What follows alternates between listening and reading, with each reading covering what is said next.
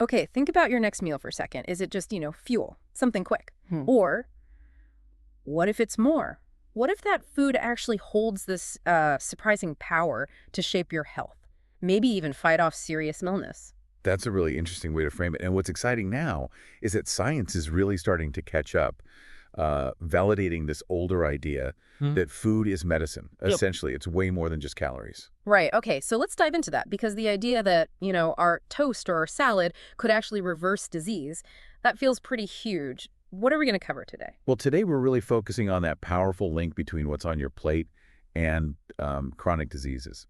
We'll look at the science, how certain foods actually seem to promote healing inside the body. Okay. And importantly, we want to make it practical. What can you do with this information?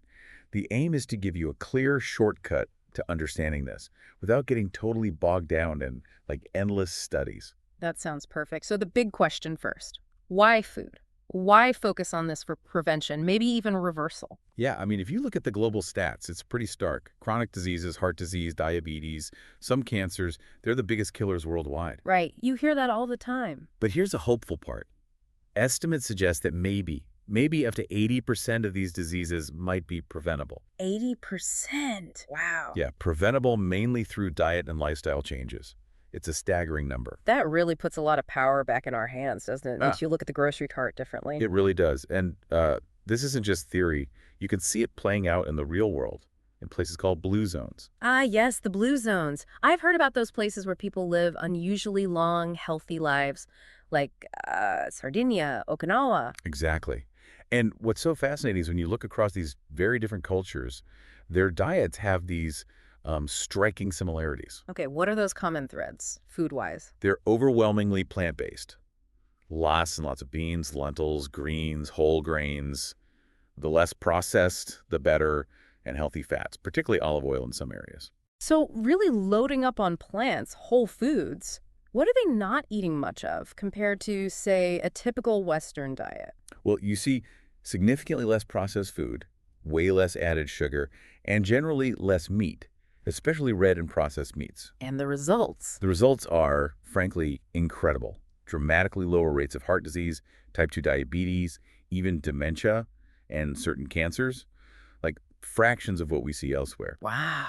It really points a strong finger at diet being a major factor in their health and longevity. Okay, those real-world examples are hard to ignore, but let's get into the nuts and bolts, the science bit. How does food actually do this? What's happening biologically? Yeah, this is where it gets really interesting. The research shows food isn't just passive fuel.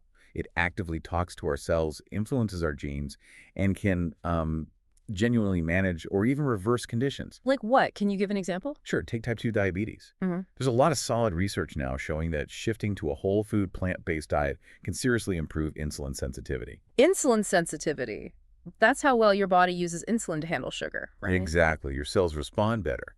And in some studies, quite a few participants have actually been able to reduce their medication or even stop needing it altogether because the condition essentially goes into remission just through diet. That is remarkable. You're saying diet can have a therapeutic effect that, well, many people assume only drugs can have. In many cases, yes. But we see similar powerful stuff with heart disease. You have pioneers like Dr. Dean Ornish and Dr. Caldwell Esselstyn. Ah, yes, I know those names. Their work showed that these low-fat, whole food, plant-based diets can actually stop coronary artery disease from getting worse, and in some cases, even help clear out existing plaque in the arteries. Unclog arteries with food. That's what the evidence suggests. And that's something, even some medications don't achieve quite as directly. It really highlights the unique potential of dietary intervention. So it's not just symptom management. It's hitting the root cause. Precisely. And if you drill down into specific foods, you see why. Think about leafy greens or berries or legumes like beans and lentils. They're just packed with these things called phytonutrients and antioxidants. Right. The compounds in plants. Yeah, and these compounds actively fight inflammation. They help repair cellular damage. Same goes for omega-3 fatty acids, the flax seeds, walnuts. They are crucial for reducing inflammation systemically. So these foods aren't just giving us vitamins. They're like little repair crews working inside us. That's a great way to put it.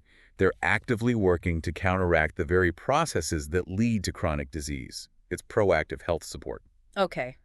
This is compelling stuff. So we get the why and the how. Let's move to the really practical side. What should we actually be trying to eat more of? And maybe just as important, what should we cut back on? Absolutely, the what to do part. A really helpful starting point is the Daily Dozen idea from Dr. Michael Greger.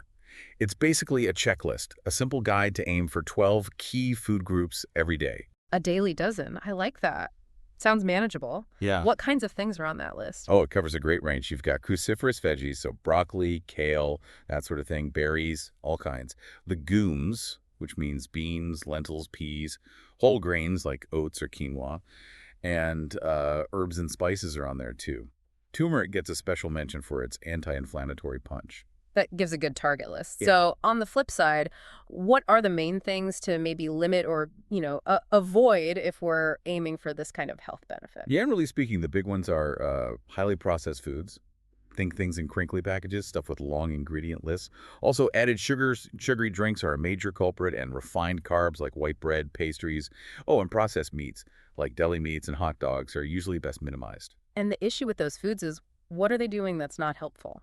The main concern is inflammation. They tend to promote it. They can also cause something called oxidative stress, which is basically cell damage. And of course, they're often linked to the development of these chronic diseases we've been talking about. Plus, they usually lack the fiber and nutrients your body, especially your gut microbes, really thrive on. It can feel a bit overwhelming, though, the idea of cutting out whole categories of food. Is there, like, a gentler way to approach it? Definitely. A really good strategy is to think about crowding out the less healthy stuff rather than just focusing on restriction. Crowding out, how does that work? You focus on adding the good stuff first, add more vegetables to your lunch, snack on fruit, switch to whole grain bread. Mm-hmm. As you fill up on these high fiber, nutrient dense foods, you naturally have less room and often less desire for the other things. Your taste can actually start to shift. Ah, I like that. Focus on the positive additions. That feels much more doable. Do you have any real stories of people who've seen changes with this kind of shift? Absolutely. I know someone, for example, who'd struggled with high blood pressure for years.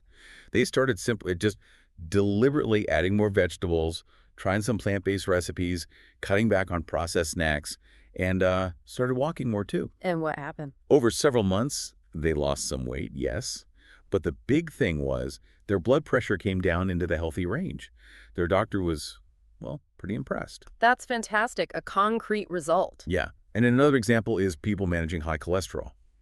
By consistently eating more foods rich in soluble fiber, things like oats, beans, apples, they saw their numbers improve significantly. Some, working with their doctors, of course, were eventually able to cut down or even get off their cholesterol meds. And importantly, you're saying this wasn't some crash diet. Not at all. It was a gradual, sustainable shift towards eating more whole, unprocessed foods consistently. That's the key. Okay, so for someone listening right now, feeling maybe inspired, but also thinking, where do I even start? What's like one or two really small, actionable things they could do? Great question. A really simple first step could be commit to one fully plant-based meal a day. Maybe instead of your usual lunch, you have a big lentil soup with lots of veggies. It's cheap, filling, super nutritious. Okay, one meal. That sounds achievable. Or even simpler, perhaps, just focus on adding a handful of berries to your breakfast or having them as a snack every day. Small steps done consistently really do add up. It really brings home this idea that our bodies have this amazing capacity to heal, right? If we just give them the right tools. And food is clearly a massive tool. It absolutely is. And, Yeah. just to be clear, we're not saying food replaces necessary medical treatment across the board. Right, important distinction. But it's undeniable that food often acts like medicine. It works alongside other treatments, other lifestyle changes. It's a foundational piece. So the big takeaway feels like it's never too late, or too early, I guess, to start using food intentionally for better health. Exactly right. Which leads to maybe a final thought for you, the listener, to ponder. What's just one small, sustainable change you could make starting today to tap into that healing power of food in your own life? What might that first step look like for you?